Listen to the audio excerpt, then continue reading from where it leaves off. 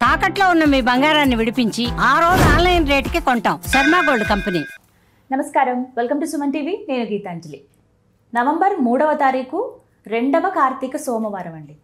ఈ సోమవారం రోజు విశేషంగా అంటే మొదటి వారం చాలా చక్కగా పూజ చేసుకున్నాం. మరి రెండవ వారం ఎలాంటి పూజ చేసుకోవాలి, విశేషంగా స్వామికి ఎలాంటి అభిషేకం చేయాలి, ఎటువంటి నైవేద్యాలు సమర్పించాలి, అలాగే మనలో చాలామందికి రకరకాల సమస్యలు ఉంటాయి. ఎటువంటి సమస్యలు ఉన్నవారు ఎటువంటి పరిహారం చేసుకుంటే ఈ రోజున చాలా విశేషంగా ఉంటుందో తెలుసుకుందాం. వివరించేందుకు ప్రస్తుతం మనతో పాటు ఉన్నారు. గత 15 సంవత్సరాలుగా 30,000కు పైగా జాతక పరిశీలన చేసినటువంటి అనుభవం కలిగిన ప్రముఖ జ్యోతిష్యులు బ్రహ్మశ్రీ నందిబట్ల శ్రీహరి శర్మ గురువు గారు మనతో పాటు ఉన్నారు. వారితో మాట్లాడదాం. గురుగారు నమస్కారం అండి.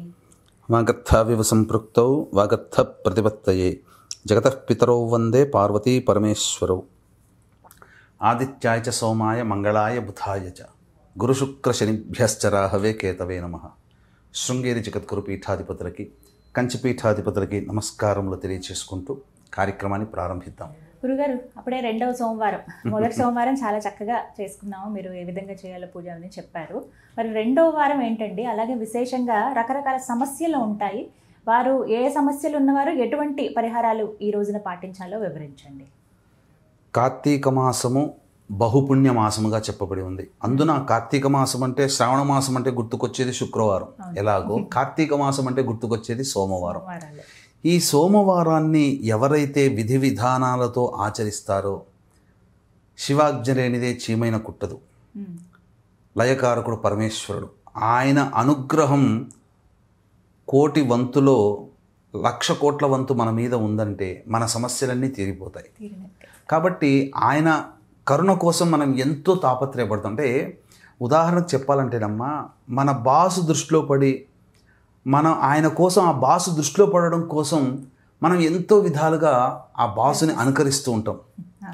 అతన్ని మెప్పించడానికి ప్రయత్నం చేస్తాం. ఒక సాటి మానవుడి దృష్టిలో పడడం కోసం. అటువంటిది మనల్ని నడిపించే పరమేశ్వరుని యొక్క అనుగ్రహం పొందడానికి ఎంత విశ్వాసంతో, భక్తితో చేయాలి. అలా కొన్ని ఏర్పరచబడ్డవే, ప్రతి మాసంలో కొన్ని పుణ్యతిథులు. అందున కార్తీక మాసము కేవలం పుణ్యము సంపాదించుకోవడానికి, పాపాన్ని తగ్గించుకోవడానికి. పుణ్యము పాపము అని అంటే, గత జన్మలలో యోగం చేసుకుంటే పుణ్యవంతుడు అని అంటారు. గత జన్మలలో అనేక పాపకర్మలు చేస్తే ఈ జన్మలో పాప రూపంలో, ఆ యొక్క దుష్టకర్మ రూపంలో అనుభవిస్తున్నారు అంతే. కాబట్టి దీని అంతరార్థం, ఈ జన్మల్లో మనం పుణ్యం చేసుకుంటే అది భవిష్యత్ జన్మకి గత జన్మల్లో చేసినటువంటి పాపకర్మ దోషము తొలగిపోతుంది. ముఖ్యంగా ఈ కార్తీక మాసంలో వచ్చే సోమవారం రోజున విధి విధానాలు ఆచరించాలి. అయితే ముఖ్యంగా ఈ సోమవారానికి, రెండవ సోమవారానికి 3వ తారీఖు నవంబర్, ఆ రోజుకి చాలా ప్రత్యేకత ఉందమ్మా. అసలు చెప్తుంటుంటే ఆ కాంబినేషన్ చూస్తే ఎంతో చాలా ముచ్చటేసింది. ముచ్చటంటే కూడా మానవులు తరించడానికి భగవంతుడు ఈ రూపంలో ఇలా మనకు భవిష్యత్ అంతా కూడా అంధకారంగా ఉండే రోజులు. ఎందుకంటే యుద్ధాలతో అనేక ప్రమాదాలు పొంచి ఉన్న దేశాలలో ఇటువంటి పుణ్యతిథులు ఉన్నటువంటి ఆచరించే సనాతన ధర్మంలో మనం పుట్టినందుకు చాలా సంతోషపడాలి. సోమవారం రోజున, ఆ రోజు త్రయోదశి తిథి, సోమవారం అయింది, ఉత్తరాభాద్ర నక్షత్రం అయింది. అంటే అన్ని శుభ నక్షత్రాలలో కొన్ని శుభ నక్షత్రాలు, 27 నక్షత్రాలు, కొన్ని శుభ నక్షత్రాలలో ఉత్తరాభాద్ర నక్షత్రం కూడా ఒకటమ్మ. సర్వమైనటువంటి శుభకర్మలు ఈ ఉత్తరాభాద్ర నక్షత్రంలో ఆచరించవచ్చని శాస్త్రం, పంచాంగం చెబుతుంది. సోమవారం ఈశ్వరుడికి సంబంధించినటువంటిది. త్రయోదశి తిథికి అధిపతి రుద్రుడు. ఉత్తరాభాద్ర నక్షత్రము, ఈ యొక్క ఉత్తరాభాద్ర నక్షత్రానికి అధిపతి శని భగవానుడు. అంటే ఉత్తరాభాద్ర నక్షత్రము, శని భగవానుడు రెండు ఒకే సరళ రేఖలో ఉన్నాయంటే, శని భగవానుడు సంచరిస్తున్నటువంటి రేఖ, చంద్రుడు సంచరిస్తున్నటువంటి ఉత్తరాభాద్ర నక్షత్రం ఒకే రేఖలో దగ్గరగా ఉన్నటువంటి కారణం చేత ఇది అమృత తుల్య యోగంగా ఈ యొక్క 3వ తారీఖు రోజున చెప్పబడి ఉందమ్మా. ప్రధానముగా శని దోషముతో బాధపడుతున్నటువంటి రాశుల్లో జన్మించిన వాళ్ళు, కాలసర్పదోషము, సర్పదోషంతో బాధపడుతున్నటువంటి వాళ్ళు, గత జన్మ పాపకర్మ ఉన్నందువల్ల ఆ వ్యక్తి ఎక్కడికి వెళ్ళినా అపజయమే తప్ప జయం అంటూ ఉండదు. అటువంటి వాళ్ళు పాపకర్మను తగ్గించుకొని జయాన్ని పొంది విధంగా ఈ రోజున కొన్ని ఇంట్లో సాధారణంగా చేసుకోగలిగేటువంటి పూజలు చేసుకుంటే చాలా మేలు జరుగుతుందమ్మా. ఇప్పుడు శని మీనరాశిలో సంచారం చేస్తున్నాడు కాబట్టి కుంభ, మీన, మేషరాశి వారికి ఏలినన్నాడు శని. మిథున రాశి వారికి కంటక శని, సింహరాశి వారికి అష్టమ శని, ధనుస్సు రాశి వారికి అర్ధాష్టమ శని, ఇక కర్కాటక వృశ్చిక రాశి వారికి యోగ శని, కన్యా రాశి వారికి దాంపత్య శని. వెరసి మేష మిథున కర్కాటక సింహ కన్య వృశ్చిక ధనుస్సు కుంభ మీన రాశిలో జన్మించినటువంటి వారికి ఈ యొక్క శనిదోష ప్రభావం ఉంటుంది. ఎవరైనా కాలసర్పదోషంలో జన్మించినా లేదా ఈ సంబంధించినటువంటి సర్ప ప్రభావంతో నాగదోషంతో జన్మించిన పాపకర్మను తొలగించుకొని పుణ్యాన్ని పెంపొందించుకునే వాళ్ళు ఈ రోజున చెప్పబడేటువంటి కొన్ని పరిహారాలు పాటించాలమ్మా. ముందుగా ఈ శని ప్రభావంతో బాధపడుతున్నటువంటి వాళ్ళు అద్భుతమైన వరం సోమవారం. ఎందుకంటే ఉదయం 7:30 నుంచి 9 గంటల వరకు రాహుకాలం ఉంటుంది. ఈ సంబంధించినటువంటి దేవాలయంలో ఉన్నటువంటి నవగ్రహాల్లో శనైశ్చరుడికి, అలాగే శివలింగానికి కానీ లేదా శివాలయంలో ఉన్నటువంటి కాలభైరవుడికి కానీ నువ్వుల నూనెతో లేదా ఆవ నూనెతో అభిషేకము జరిపించినట్లయితే, కాలభైరుడికి ఆవ నూనె, శివలింగానికి నువ్వుల నూనె, శనైశ్వరుడికి నువ్వుల నూనెతో అభిషేకము జరిపించి ఆ యొక్క శనైశ్వరుడికి ఈ నీలివర్ణపు శంకు పుష్పాలు కానీ చామంతి పుష్పాలతో కానీ ఈశ్వరుడికి కానీ అర్చన చేసి, కాలభైరుడికి కూడా ఈ నీలిరంగు పుష్పాలతో అర్చన చేసితే సమస్త విధమైనటువంటి శని దోషములు తొలగిపోతాయమ్మా. ఎందుకంటే శని ప్రభావం వలన అనేక సమస్యలు వస్తాయి.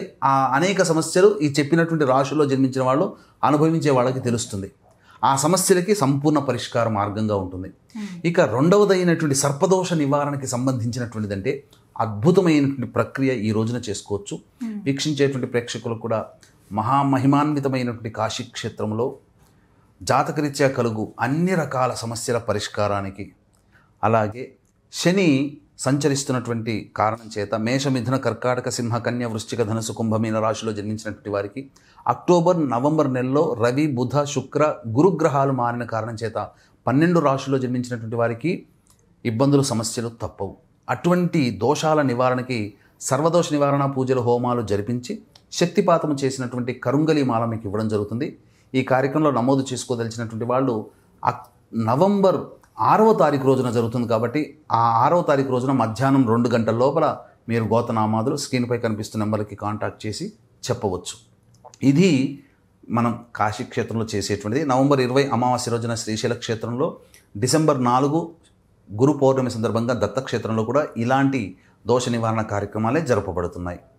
ఇక గమనించుకున్నట్లయితే సర్పదోషముతో కానీ కాలసర్పదోషముతో కానీ సంతానపరమైనటువంటి ఇబ్బందులతో ఇబ్బంది పడుతున్న వాళ్ళు కానీ చర్మ సంబంధమైనటువంటి వ్యాధులతో ఈఎన్టీ ప్రాబ్లమ్స్ అంటారు, వాటితో ఇబ్బంది పడుతున్నటువంటి వాళ్ళు కానీ 7:30 నుంచి 9 గంటల లోపల రాహుకాలము కాబట్టి ఆ సంబంధించినటువంటి ఆవు పాలలో కొన్ని శంకు పుష్పాలు, నీలిరంగు పుష్పాలు వేస్తే సహజ సిద్ధముగా నీలిరంగుకు చేరుకుంటాయి.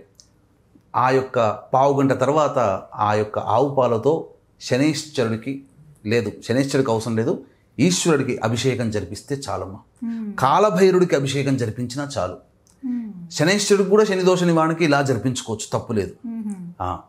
ఈ విధంగా చేసినటువంటి సర్వదోషాలు తొలగిపోతాయమ్మా. అంతేకాకుండా కార్తీక సోమవారం కాబట్టి ఉదయాన్నే లేచి కాలకృత్యాదులు తీర్చుకొని ఇంట్లో చక్కగా దీపారాధన, ఆవునేతితో దీపారాధన చేసి శివ పరివారానికి చిత్రపటానికి పూలమాల వేసి, ఇంట్లో శివలింగం ఉంటే శివలింగానికి అభిషేకం చేసి శివ సహస్రనామ పారాయణం చేసి శివాలయం చేరుకొని ఆ పరమేశ్వరునికి భక్తిపూర్వకంగా నిన్నే నమ్ముకున్నాను, నీ యొక్క తర్వాత నాకెవ్వరూ లేరు, నీవే నాకు దిక్కు, నా సమస్యలు తీర్చేవాడివి నువ్వే పరమేశ్వర అని చెప్పి భక్తిపూర్వకంగా నమస్కారం, సాష్టాంగ నమస్కారం చేసి ఇంటికి వచ్చి ఆ రోజు ఉపవాసం ఉండి ప్రదోషకాల సమయంలో మళ్ళీ శివాలయానికి చేరుకొని మారేడు దళాలతో అర్చన చేయించుకున్న, శంకు పుష్పాలతో అర్చన చేయించుకున్న, మల్లెపూలతో అర్చన చేయించుకున్న, జిల్లేడు పుష్పాలతో అర్చన చేయించుకున్న, చామంతి పుష్పాలతో అర్చన చేయించుకున్న ఆ పరమేశ్వరుని యొక్క అనుగ్రహం సంపూర్ణంగా కలుగుతుంది. అందులో సందేహమే లేదమ్మా.